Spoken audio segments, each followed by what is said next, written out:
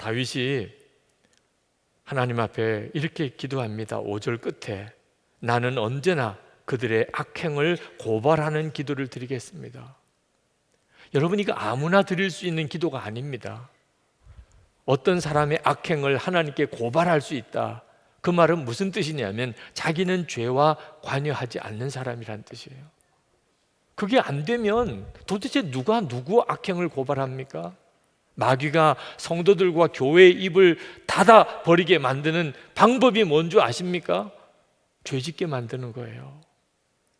죄짓고 나면 세상의 잘못에 대해서 할 말이 없어집니다. 교회가, 성도라도. 교회가 세상에 대해서 이거는 잘못이고 저거는 죄라고 말하면 세상이 콧웃음 치고 비웃었어요. 당신들이나 잘하라는 거, 당신들이나. 그러니 다윗이 참 얼마나 귀한 기도를 드리고 있는지 모릅니다. 그는 모든 것을 포기했어요. 악한 자와는 함께 하지 않겠다는. 우리가 주님과 동행하려고 할 때 때때로 사람들로부터 오해를 받기도 합니다. 때때로는 사람들로부터 근거 없는 비난을 받기도 합니다. 참 그때 괴롭지요. 그때 어떻게 해야 하는가 다윗이 가르쳐주고 있어요. 6절 말씀에 보면 그들의 통치자들이 돌부리에 걸려서 넘어지면 그제서야 백성은 내 말이 옳았음을 알고서 내게 귀를 기울일 것입니다. 때가 되면 하나님이 다 밝혀주실 거라는. 나는 오직 하나님이 기뻐하는 뜻대로 가면 결국은 하나님이 다 밝혀주실 것이다.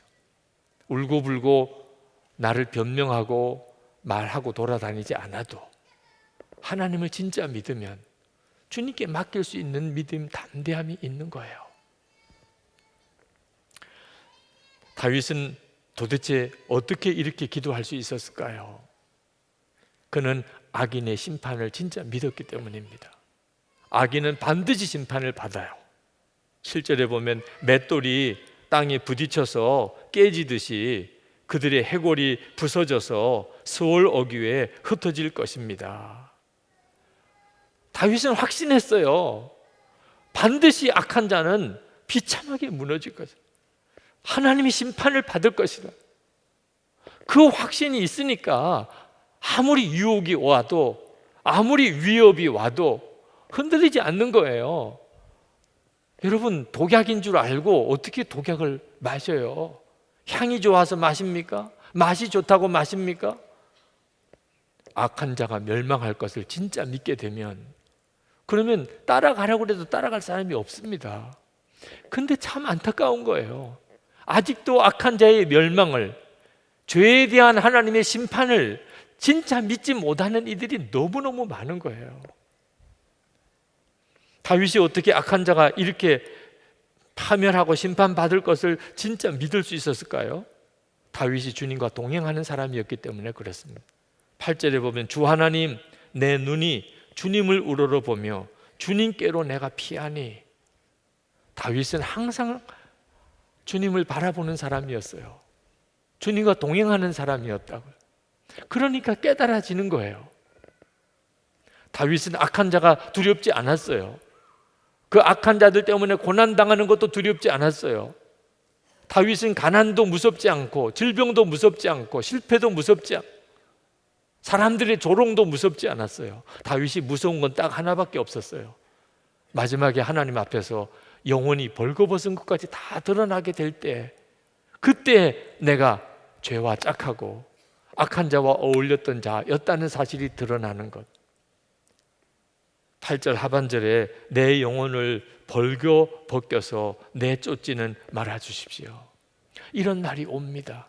우리의 영혼이 벌거벗은 것처럼 다 드러날 때가 옵니다. 이 세상에서 잘 되면 뭐해요? 여러분의 죄가 감추어지면 뭐합니까? 세상 사람들이 다 용납하고 받아준다고 그래서 그게 무슨 유익이 있어요? 결국은 하나님 앞에서 내 영혼이 벌거벗은 것처럼 다 드러나게 될 텐데. 다윗이 그것을 안 겁니다. 하나님과 동행하는 일이 우리에게 필요한 것, 그리고 기도를 통해서 그렇게 하는 일이 얼마나 중요한지 모릅니다. 다윗이 이처럼 주님을 바라보는 사람이었고 주님과 동행하는 사람이었기 때문에 기도가 달랐던 거예요. 다윗은 하나님께 기도할 때 힘들고 어려워서 기도했지요. 하나님께 정말 그 어려움에서 해결해 달라고 구했지요. 그때 주님은 다윗에게 말씀하셨어요. 그냥 하나님께 일방적으로만 말씀드리는 게 기도가 아니에요. 기도는 하나님으로부터 듣는 거예요. 하나님이 다윗에게 말씀하셨어요.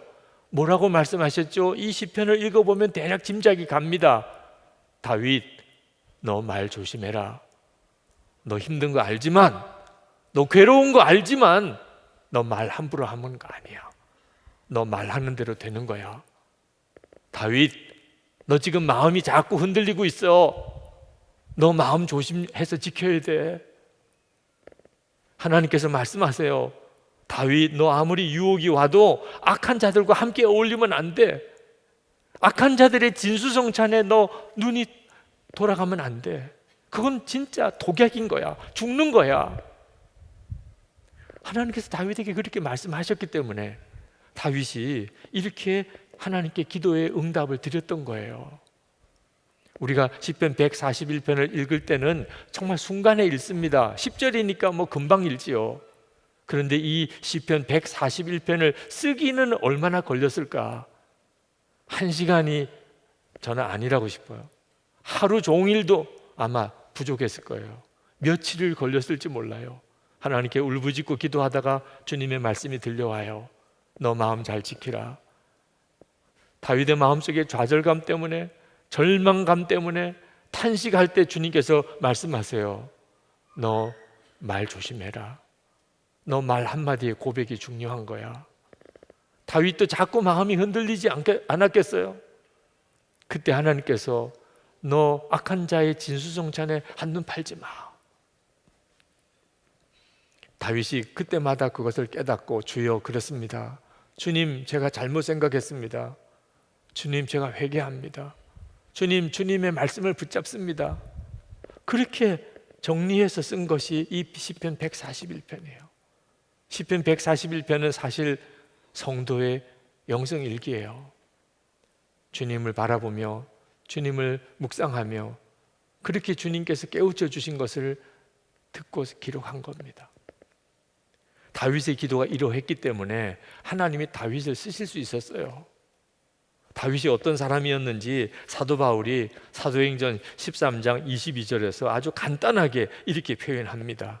다윗을 왕으로 세우시고 증언하여 이르시되 내가 이새의 아들 다윗을 만나니 내 마음에 맞는 사람이라 내 뜻을 다 이루리라 하시던. 하나님이 다윗을 볼 때 한 가지 마음에 든 것은 마음에 맞아요. 하나님과 다윗이 마음에 맞아요. 그거 하나뿐이었어요. 다윗의 기도가 그 증거예요. 다윗의 기도는 그저 살려달라, 죽겠다, 하나님 복수해달라 이렇게 끝나지 않았어요. 하나님, 제가 악한 자가 되지 않게 해달라. 내가 말 한마디라도 악한 말을 하지 않게 해달라. 그들과 정말 다르게 살게 해달라. 악한 자의 진수성찬에 참여하지 않게 해달라. 하나님이 너무 기뻤다는 거죠. 하나님이 그런 감동을 주셨지만 누구나 다 그렇게 반응하는 건 아니잖아요. 그걸 보고 아들 솔로몬도 하나님께서 내가 너에게 뭐 해주기를 원하느냐 할 때 성전 짓고 그 엄청난 제안을 받았을 때 하나님, 저는 그냥 지혜만 주세요. 백성들 잘 재판할 수 있는 지혜만 주세요. 부귀영화 구하지 않았어요. 하나님이 너무 기뻐서 그냥 다 주셨다고 그랬어요. 마음에 합하기만 하면. 오늘 이 시간에 여러분 그거 그렇게 힘듭니까? 무슨 돈이 필요한 겁니까? 공부를 더 해야 되는 겁니까? 무슨 노력을 더 해야 되는 겁니까? 하나님께 하나님의 마음에 합한 기도를 드리는 거예요. 1시간을 기도하자는 이유가 거기에 있어요. 1시간을 기도하자니 주님의 말씀 앞에 서야 되고 주님께 귀 기울여야 되고 찬송하게 되고, 그러니 그저 상한 마음, 괴로운 마음, 억울한 마음, 답답한 마음으로만 끝나지 않는 거예요. 기도가 1시간을 기도하고 내 심령이 회복되고, 1시간을 기도하고 내 마음 생각이 바뀌고, 1시간을 기도하고 내 마음과 하나님 마음이 조율이 되는 거예요. 빌립보서 4장 6절 7절에 보세요. 아무것도 염려하지 말고 다만 모든 일에 기도와 간구로 너희 구할 것을 감사함으로 하나님께 아뢰라. 그리하면 모든 지각에 뛰어난 하나님의 평강이 그리스도 예수 안에서 너희 마음과 생각을 지키시리라. 여러분, 꼭 여러분의 기도를 기록해 보세요. 예수 동행 일기를 쓰실 때 이 기도를 기록해 보세요. 그냥 기도하는 것과 기도를 기록하는 것과 하늘과 땅 차이입니다. 기록해 보면 다윗의 시편과 같이 돼요. 하나님이 기뻐하시는 기도로 정리가 됩니다. 그래서 여러분이 알게 돼요. 하나님이 나에게 뭘 원하시는지를. 그때 여러분의 삶 속에 성경의 하나님의 사람들의 역사들이 다 이루어지게 되는 거예요. 성도 여러분, 악한 자의 위협이 있고 악한 자의 유혹이 있습니다. 오늘 이 시간에 여러분, 우리가 몰라서 무너지는 것도 아니고 의지가 없어서 악에 넘어지는 것도 아닌 걸 명심해야 돼요. 기도의 능력이 없으면 알면서도 그냥 악한 자에게 끌려갑니다. 이러면 안 되는데 그러면서 그냥 악한 자를 따라갑니다. 기도의 끝 놓치면 안 됩니다. 그러면 반드시 하나님께서 다윗에게 하신 것처럼 기도 중에 우리의 마음과 생각을 지키시고 그리고 하나님의 역사를 우리의 삶에 이루어 주실 것입니다. 오늘 이 시간 우리 같이 기도할 때 주님께 여러분의 마음을 정말 활짝 여시고 주님께 맡기시기 바랍니다. 주님, 제가 기도하게 주신 은혜와 복을 귀하게 여기고 기도의 삶을 살겠습니다. 다윗에게 하신 것처럼 제게 말씀해 주세요. 지금 제가 들어야 될 그 말씀을 제게 들려주세요. 제가 가야 될 길이 어딘지 명확하게 보여주세요. 모든 두려움을 제게서 다 제하여 주세요. 하나님이 원하시는 길로 그렇게 가게 해 주옵소서. 여러분, 우리가요 뭐 그냥 힘들어 죽겠습니다. 회사도 힘듭니다. 뭐 부부도 힘듭니다. 뭐도 힘듭니다. 힘들면 교회 와서 해야 돼요. 다락방에 가서 그러려고 다락방이 있는데요. 근데 여러분, 한 10번 그렇게 죽겠다 했으면 한 번은 그 가운데 임하신 하나님의 일하심을 말하셔야 되는 거 아닙니까? 10번, 뭐 20번으로 해드릴까요? 여러분, 뭐 죽겠다 한 30번 했으면 한 번 정도는 그 힘든 삶에 개입하시는 역동적인 하나님에 대해서 한 번 정도는 그렇게 말씀하셔야 되는 거 아니냐고요.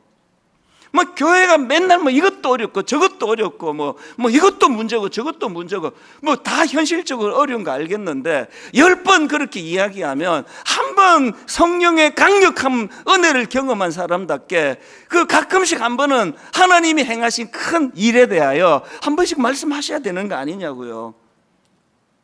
이게 왜 중요한가 하면요, 제가 목사니까 의도적으로 계속 이제 뭐 하루에 10,000보씩 걷기를 저는 원하니까요. 그러면서 계속 저는 성령님께 그렇게 하나님의 큰 일에 대하여 세상에 저 같은 거 통해서 하나님 22년 동안 하신 거 하나님 다 아시죠? 어떻게 그런 놀라운 일을 하셨습니까? 그 하나님의 큰 일을 자꾸 제가 혼자서 선포하고 그러면 10,000보 걷고 나면은요, 꼭 그렇게 안 해도 그러면 기분 좋은 호르몬이 나와서 기분이 좋아진대요.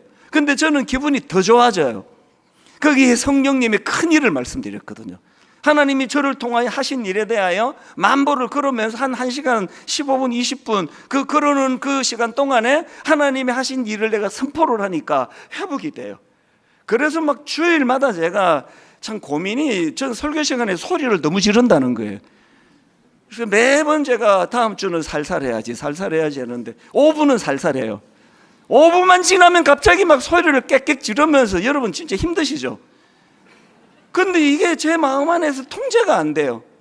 제가 막 이렇게 소리 지르며 설교한다고요, 엿새 동안에 제 삶이 평온하다고 생각하시면 여러분 그거는 오해십니다. 힘들어요. 오죽하면 저는, 하나님은 뭐 우리야 그런 일 없지만 하나님이 다시 죽었다가 저를 다시 살려주셔갖고 너 뭐 할래? 그러면 저는 주저없이 저는 목사할 거예요. 저는 목사예요. 그런데 놀랍게도 우리 아들은 목사 안 했으면 좋겠어요. 이게 저에게 있는 모순이에요. 의사분이 이거 해보니까 이거 보람이 있다. 그럼 니도 의사 해라. 혹은 해보니까 이거 의사 못해 먹더라. 너 하지 마라. 그래야 되는 거 아닙니까? 근데 저는요, 다시 태어나도 그런 일이 없지만 저는 다시 태어나도 목사 말고 하고 싶은 게 없어요. 근데 우리 아들은 안 시키고 싶어요. 뭘 의미할까요? 힘들어요. 아들한테 이런 힘든 일을 시키고 싶은 부모가 어디 있겠냐고요. 이게 모순이죠. 그래서 저는 참 모순이라고 생각을 해요. 그리고 또 우리 친구 목사님들 중에 아들이 또 목사가 돼 있는 집을 보면 또 부럽기도 해요.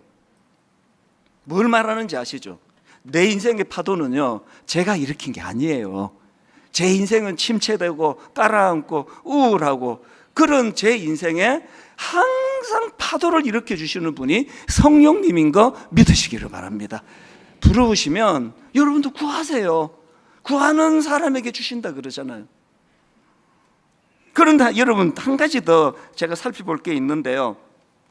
이렇게 오순절 성령 강림 사건으로 이제 충만한 성령의 역사가 일어났는데요. 제가 보니까요, 그 성령 충만이 만들어낸 역동이 두 갈래로 나누어지는 거예요. 한 갈래는 여러분 모두가 너무 잘 알고 여러분 모두가 원하는 역동이에요. 그게 베드로에게 나타난 역동입니다. 베드로가 이제 신학 공부를 했습니까?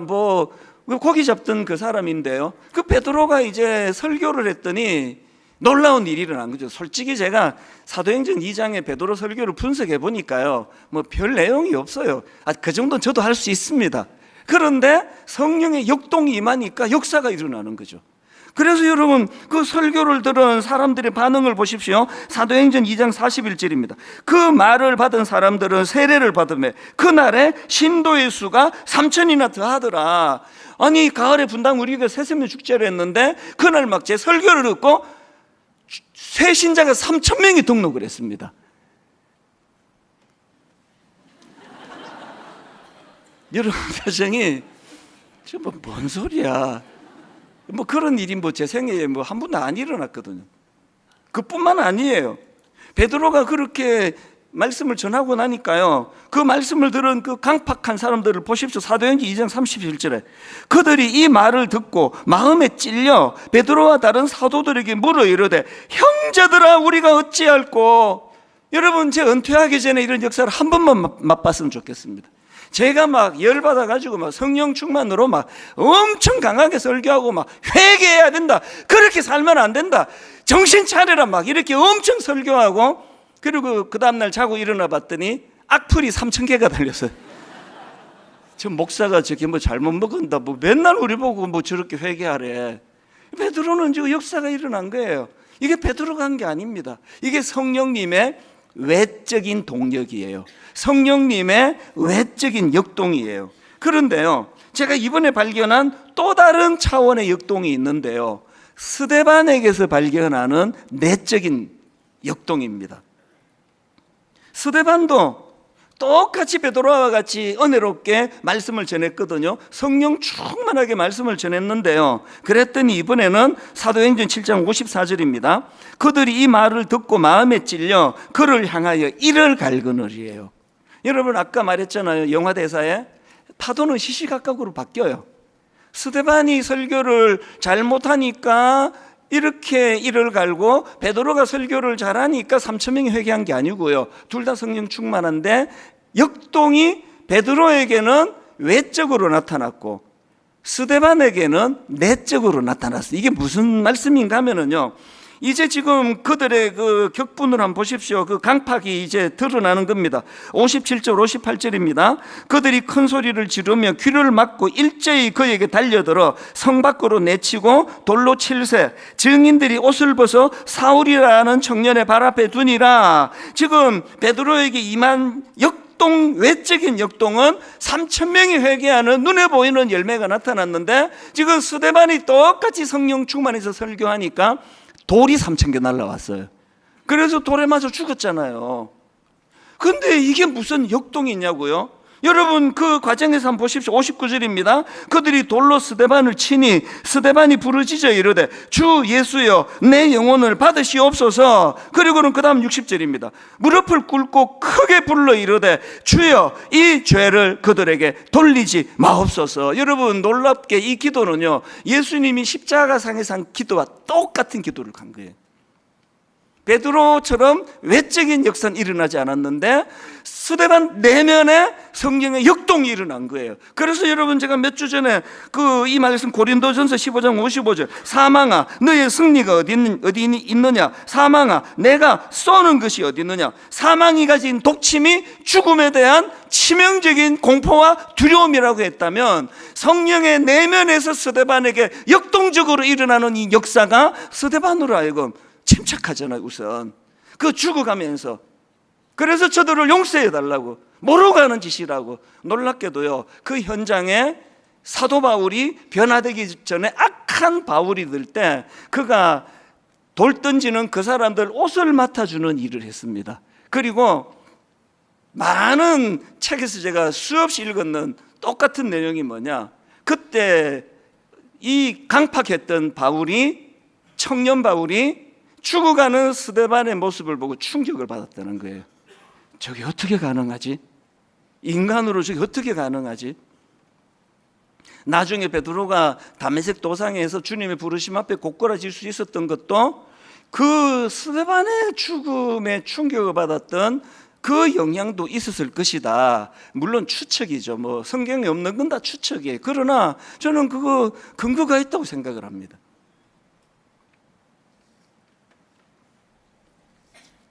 우리가 원하는 건 베드로의 역동이에요. 성령 충만하고 막 사업이 불같이 일어나고 막 성령 충만하고 막 교회에서 막 너무 인정을 받고 막 성령 충만하고 막 개척을 했더니 막 사람들이 막 벌떼처럼 모여들고 이 외적인 역동을. 그래서 저는요, 지난주 내내 저희 아버지 생각이 이렇게 나더라고요. 저희 아버지는 내적인 역동 아닙니까? 아버지가 40일 금식기도 하고 그때부터 교회가 막 불같이 일어나고 막 2년 만에 2만 명이 모이고, 아버지가 막 전국을 다니면서 내가 막 말을 심하게 더듬은 목사였는데 내가 성령 충만을 구하고 40일 금식기도 했더니 불이 임해가지고 싹 이제 말 더듬는 고치고 교회가 불같이 일어났습니다. 할렐루야! 막 전국을 다니면서 집회를 했겠죠. 그런데 하나님은 저희 아버지에게 내적인, 또 저희 어머니에게 내적인 역동을 주셨기 때문에 저희 어머니는 거기에 요동하지 않는 내면적인 성령의 강함을 맛을 보았고, 그런 기가 막힌 부모를 잘 만난 덕에 아무 참 보잘것없는 제가 그 부모의 성령 충만의 역동을 오늘까지 제가 지금 누리고 있는 거 아닙니까? 여러분은 사실 우리 아버지 어머니한테 좀 감사해야 돼요. 그 열매를 여러분 지금 보고 있는 거 아닙니까? 오늘은 그냥 내적인 그 역동을 추구하시는 여러분으로 말미암아 반응은 냉랭하지만, 그러나 저는 또 괜찮아요. 이러든 저러든. 하나님은 우리들의 삶이 감사하는 삶이 되기를 원하시지, 감사했기 때문에 축복받는 삶을 하나님이 가르치시는 게 아니에요. 감사의 하나님의 마음이 있어요. 제 이야기를 한번 들어보세요. 몇 년 전 신문에 났던 이야기인데, 박 씨라고 하는 사람이 여관을 경영하는 분입니다. 밤에 보일러를 점검하러 나갔다가 여관 앞에 쓰러져 있는 한 외국인 노동자를 발견하게 됩니다. 이 사람을 데리고 병원 응급실에 갔는데 치료를 안 해주는 거예요. 돈이 없어서 보증금을 내라는 겁니다. 이 박 씨가 돌아와서 150만 원을 가지고 병원에 가서 입원을 시키고 치료를 하는데, 이 사람이 급성 신부전증 그리고 급성 췌장염이었어요. 치료를 다 받고 입원 기간이 끝나고 퇴원을 해야 되는데 문제가 생긴 겁니다. 병원비만 2천만 원이 나왔어요. 그래서 자기 누나에게 그리고 자기 장인에게 여러 사람에게 돈을 꿨는데도 돈을 다 마련하지 못했습니다. 근데 이 사람을 치료했던 주치의가 그 이야기를 듣고 자기가 받아야 될 그런 특진비 모든 것들을 다 감해주고 그런 과정을 통해서 퇴원을 하게 됩니다. 이 사람이 퇴원을 하고 자기 나라로 돌아가는데 공항에서 손을 들며 너무너무 감사하게 감사합니다, 감사합니다, 이렇게 좋은 나라에서 이런 대접을 받은 것에 너무 감사합니다, 눈물을 흘리며 돌아갔습니다. 이 청년의 이름이 루안이었고요, 태국 출신의 청년이었습니다. 얼마의 시간이 흘러서 나중에 알게 된 일인데, 이 청년이 보통 청년이 아니라 태국의 귀족의 아들이었어요.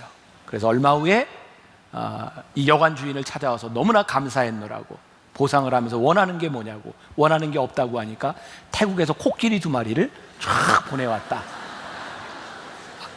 자, 요 뒷부분의 이야기는 그냥 우리들이 이런 걸 상상하지 않느냐 이 말이에요. 사실 이 신문 기사는 루안이라고 하는 태국 청년이 떠나갔습니다로 끝납니다. 우리는 늘 다음 이야기를 꿈꿉니다. 기적 같은 일. 근데 이 기적 같은 일을 꿈꾸는 우리들에게 하나님의 마음이 없다. 하나님이 우리들에게 원하시는 것, 성령님이 우리들에게 원하시는 것은 내가 한 일에 대한 결과에 대한 예측이 아니라 내가 하고 있는 일이 성령님께 초점을 맞추고 있느냐를 우리들에게 물으신다는 거예요. 우리들이 실망할 일이 없습니다. 왜? 우리는 성령님의 초점을 맞추며 우리는 살아가면 되는 일이기 때문입니다. 사실은 그것이 믿음입니다. 그리고 하나님은 그렇게 살아가는 것이 옳은 일이라고 하는 것을 우리들에게 가르쳐 주시기를 원하십니다.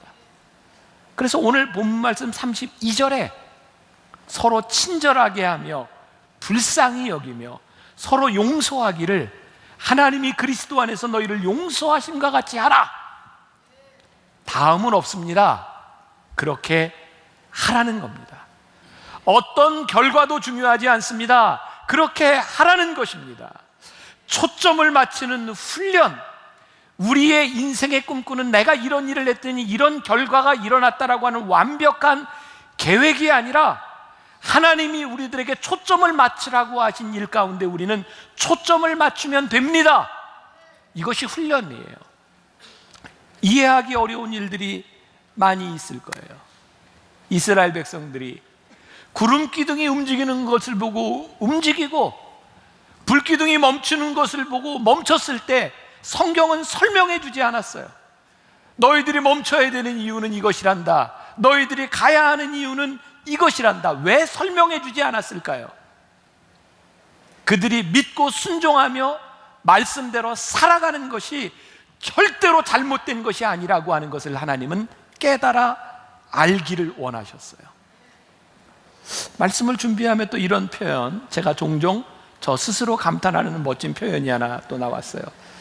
사실 우리들이 성령님의 인도하심을 따라 움직이는 것 굉장히 귀한 일이기는 한데 정말 더 힘들고 어려운 일 가운데 하나가 움직이지 않는 움직임이라는 생각이 들었어요. 말장난이 아니에요. 움직이지 않는 움직임. 우리들에게 멈추라고 하셨을 때에 멈출 수 있는 움직이지 않는 움직임, 우리들의 인생에 필요할 때가 참 많아요. 우리들은 뭔가를 하고 싶은데 이거 아니면 안달이 날 것 같은데 성령님께서 우리들에게 말씀하시지 않는 때가 있어요. 근데 이거 우리들이 어떻게 아냐고요? 이것이 성령님의 뜻인지 우리들이 어떻게 아냐고요? 제가 그걸 말씀드리려고 해요. 우리가 민감하다라고 하는 것이 무엇인가? 우리의 계산과 이해로 생각하지 아니하고 순종한다고 하는 것이 무엇인가? 우리는 흔히 많은 일들을 하면서 우리들이 크리스찬이니까 말씀대로 선한 의도, 옳은 일, 정의감 이런 것들이 우리들의 마음속에는 늘 자리 잡고 있어요. 저에게도 이렇게 설교를 하면서 제가 악한 의도를 가지고 설교하겠습니까? 선한 의도를 가지고 설교하겠습니다. 선한 의도를 가지고 설교하려고 늘 노력하죠. 제가 목사가 되고 이제 한 30년째 돼가는데 제가 한 가지 꼭 지키려고 하는 게 있어요. 이렇게 말씀을 준비하고 목회를 하고 이렇게 살아가다 보면 이렇게 부딪히는 일들도 있고요. 어떤 교인에게 이걸 꼭 해주고 싶은 말이 있어요. 그런데 대놓고는 못 하겠어요. 그럼 어떻게 해야 돼요? 설교할 때 소위 좀 나쁜 말로 까는 거예요. 너 좀 깨달아라 뭐 이런 거 있죠. 근데 제가 한 번도 그렇게 설교를 해본 적이 없어요. 제가 여러분들 고백하는 거예요. 이 설교 시간에 이 말씀을 듣고 네가 좀 깨져야 돼. 아이고 그 마음이 좀 바뀌어야 돼. 이렇게 설교를 한 적이 없어요. 이유는 딱 한 가지입니다. 제가 새벽에 기도할 때마다 하나님의 말씀이 능력이 있음을 제가 믿음으로 고백하기 때문이에요. 하나님, 제가 저 사람을 향해서 네가 깨져야 돼라고 말을 하지 않아도 하나님의 말씀은 살았고 운동력이 있고 심령골수를 쪼개는 능력이 있음을 믿기 때문에 성령님을 의지하고 선포하는 일이지, 사람을 바라보며 너를 고쳐야 되겠다고 설교하지 않겠다는 거예요. 그건 제가 하나님 앞에 결심한 내용입니다. 그래서 아직까지 사람을 놓고 설교해 본 적은 없는 것 같아요. 누군가 목사님이 날 보고 하는 얘기야 라고 느꼈다면 전 100% 성령님께서 그렇게 하셨다고 믿습니다. 왜? 저는 그렇게 하지 않았기 때문이에요. 내가 하는 일이 옳은가? 여러분, 옳은 일을 하고 싶죠? 근데 우리들이 물어야 되는 것은 옳은 일이 아닙니다. 이 말씀에 오해하지 마세요. 여러분들이 하나님을 믿으면서 옳은 일에 신경 쓰지 말라든가 정의가 무엇인지를 도외시하고 살아야 된다, 이런 이야기가 아니라 옳은 일보다 더 중요한 것이 있는데, 이게 성령님이 원하시는 일인가, 그 초점을 생각하라는 거예요. 왜? 참 이상한 것은요, 나는 분명히 옳은 일을 했는데요, 하나님이 옳지 않다고 느끼시고 성령님의 일이 아니면 근심이 있어요. 여러분, 성령님께 민감하면 틀림없이 근심이 있어요. 성령님이 원하시지 않는 일에 대하여 성령님이 우리들의 마음을 불편하게 하세요. 여러분, 예수님께서 십자가에 달리실 때 강도조차도 이렇게 얘기했어요. 당신이 하나님의 아들이라면, 능력이 있으면 당신이 뭐 잘못했습니까? 내려오세요. 저 나쁜 사람들을 치세요. 정의로운 일입니다. 옳은 일입니다. 근데 예수님이 옳은 일을 행하시지 않았습니다. 끝까지 십자가에서 죽으셨어요. 왜냐하면 거기에 하나님의 마음이 있었거든요. 내가 십자가에 죽어야 된다.